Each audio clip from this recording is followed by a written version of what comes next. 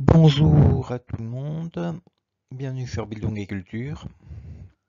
Dans le cadre de la série 101 livres pour se former une âme, nous proposons aujourd'hui le texte Ailleurs de Henri Musso.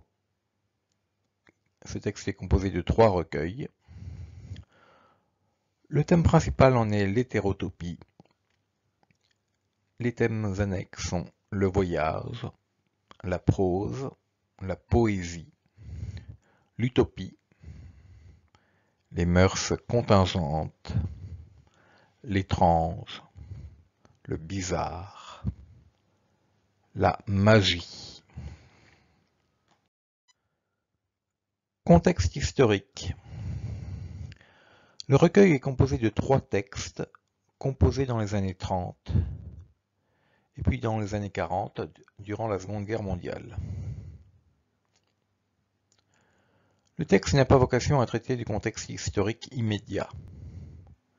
Comme l'indique son titre, il se situe délibérément ailleurs. Alors que les Latins, et plus tard Hegel, insistaient sur le hic et nunc de toute situation, le ici et maintenant, Musso oppose un irrévocable ailleurs. Ailleurs qui est la place du rêve, mais d'un rêve où le désir est exprimé de façon temporaire et sans forme grandiose. Cela n'exclut pas les scènes délibérément sexuelles, mais cela ne tourne jamais à l'obsession. Musso présente ainsi un rêve d'où le caractère obsessionnel est complètement absent. Rêve sans compulsion de répétition du désir. Il explique dans la préface. Ces pays ne lui ont pas toujours plu excessivement. Par endroits, il a failli s'y apprivoiser. Pas vraiment.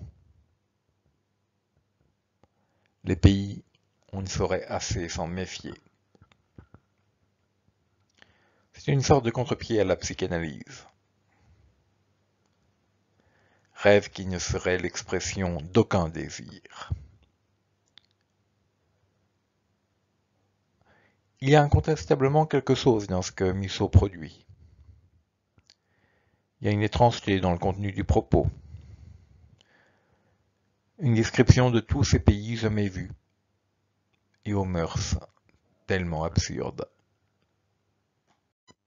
On trouve également une étrangeté dans la forme du propos. Cette prose qui est ici utilisée est celle de la description objective, presque clinique d'une réalité qui pourtant n'existe pas. Aux antipodes du surréalisme, dont Musso a dénoncé l'écriture automatique, mais aux antipodes de la réalité aussi, ce qui est décrit existe ailleurs, c'est-à-dire probablement nulle part. Mais justement, c'est là que commence la grande question. Est-il possible d'être ailleurs? Pourquoi lire ce texte aujourd'hui? Le titre du livre semble indiquer une gageure. Comment écrire ce qui est ailleurs? Cela se traduit par une sorte de questionnement sur la forme même de l'œuvre. Il n'y a ici aucune versification, qui est la marque habituelle de la poésie. On peut même se demander s'il s'agit d'une poésie en prose. Ne s'agit-il pas simplement de prose tout court? On peut répondre à cette question liminaire que Musso prend le terme de poésie en un sens très aristotélicien de ce qui pourrait être. Le poète indique le champ du possible. Derrière ce qui est, ce qui a failli être, ce qui tendait à être, menacé d'être, et qui, entre des millions de possibles, commençait à être, mais n'a pu parfaire son installation, nous dit la préface. La poésie circonscrit ce sang qui est à l'orée du possible. Elle est l'impossible ailleurs qui n'existe d'ailleurs pas. Micheau revendique ce caractère à la fois étrange de ce que le texte dit et à la fois l'extrême familiarité de ce qui est étrange. Il s'agit là d'une dialectique artistique et plaisante. Mais ce qui est ainsi mis en évidence, c'est l'entrelacement complet du réel et de l'imaginaire.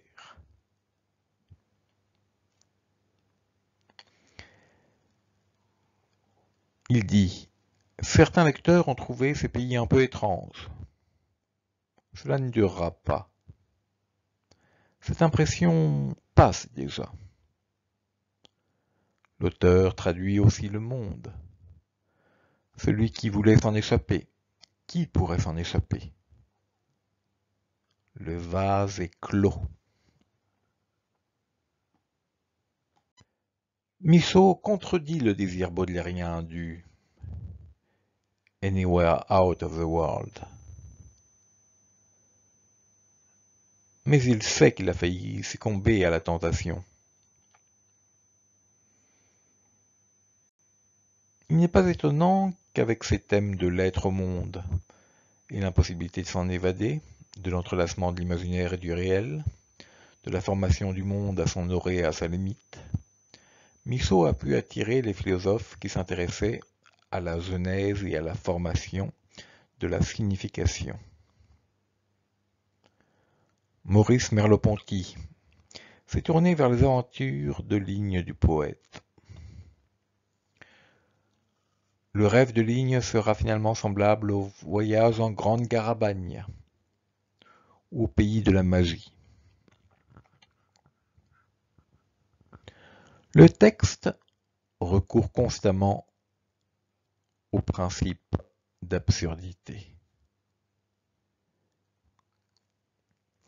La description des mondes présentés, la Grande Garabagne, le pays de la magie ou Podéma, implique que dans ces pays, rien ne se fasse sans absurdité. Mais tout cela est présenté avec une grande cohérence.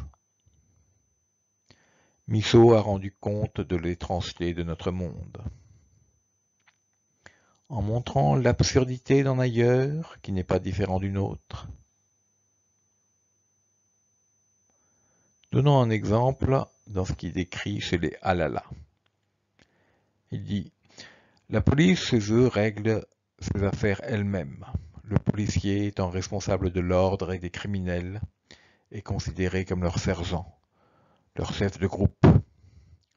Pour rendre la situation plus souple encore, les bandits font un stage dans la police et les policiers chez les malfaiteurs. Les deux groupes échangent des hommes continuellement. » Étrangeté de l'ailleurs donc.